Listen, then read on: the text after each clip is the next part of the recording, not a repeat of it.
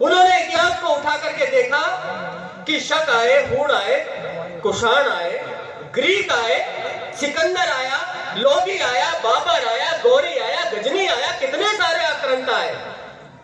एक कालखंड तो ऐसा भी आया कि हम गुलाम वंश के भी गुलाम रहे। वो किसी के गुलाम थे, उन्होंने भी हमको गुलाम रखा। फिर अंग्रेज आ गए, डच आ गए, फ्रांसीसी आ गए, पुर्तगीज आ गए, कितने सारे आक्रांता देश में आए और मेरे देश को गुलाम बनाया।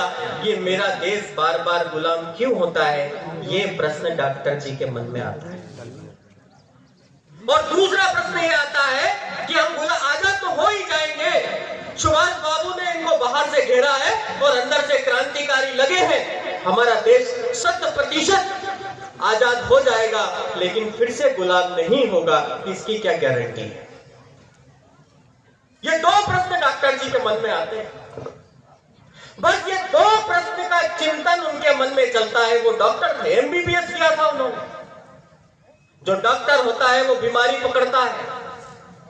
उन्होंने संपूर्ण भारत को शरीर मान करके और इस संपूर्ण हिंदू समाज की बीमारी पकड़ी कि ये बार बार गुलाम क्यों होता है, बार बार इसमें फोड़ा क्यों होता है, बार बार इसमें जो है रक्त विकार क्यों होता है। ये सारी बीमारी डॉक्टर साहब ने उनके मन में चिंतन मंथन प्रारंभ, और चिंतन के फलस्वरूप उन्होंने साक्षात देखा अंग्रेजों के कालखंड में कि ऑर्डर देने वाला गोरा अंग्रेज होता है, कोड़े मारने वाला हिंदू है, भारतीय है, कोड़े खाने वाला भी हिंदू है, भारतीय है, गोली चलाने वाला भी भारतीय है, गोली चलाने वाला भी हिंदू है और गोली खाने वाला भी हिंदू है। ये साक्षात उन्होंने अपनी आंखों से देखा। उनके मन में चिंतन चला और चिंतन के फलस्वरूप जिस प्रकार डॉक्टर अपनी जांच देता है, रिपोर्ट देता है, ठीक उसी प्रकार उनकी रिपोर्ट सामने आती है। उन्होंने कहा कि हिंदू समाज को 5 बीमारी लगी है।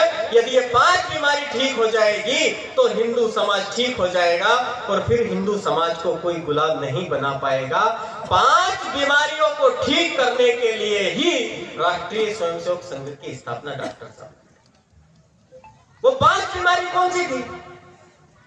तो पहली बीमारी थी आत्मशून्य हिंदू समाज, आत्मविस्मृत हिंदू समाज,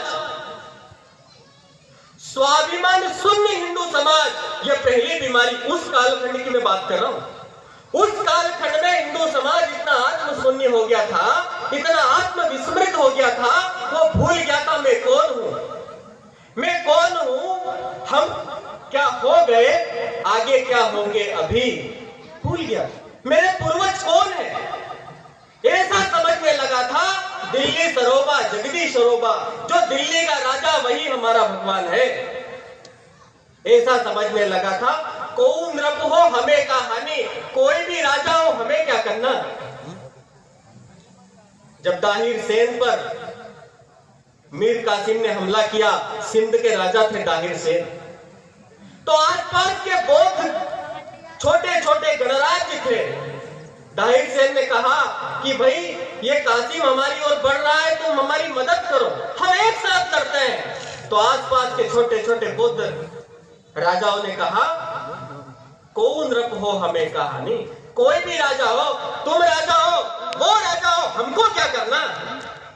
परिणाम क्या हुआ? मीर कासिम ने दाहिर सेन को हराया और दाहिर सेन को हराने के बाद में आसपास के छोटे बौद्ध राजाओं को गाजर मूली की तरह काट दिया। कौन रब हो हमें कहानी, कोई भी राजा हो, हमको क्या करना। आत्मशून्य